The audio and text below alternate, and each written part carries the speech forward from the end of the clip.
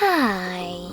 In front of me is Samsung Galaxy Flip5 and today I would like to show you how you can delete a password added to Google Passwords Manager.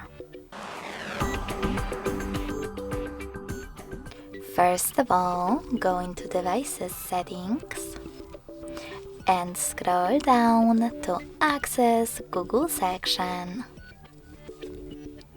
Then click on Autofill with Google and Google Password Manager. Now you need to click on one of your passwords that you wish to get rid of. In my case, my Facebook one. Enter your current login method to access it. And finally, hit the delete button next to edit one. All you need to do from here is hit delete in the pop-up.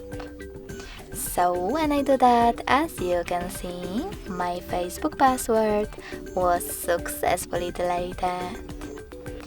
Thanks so much for watching. If you enjoyed this video, don't forget to leave a like, comment and subscribe.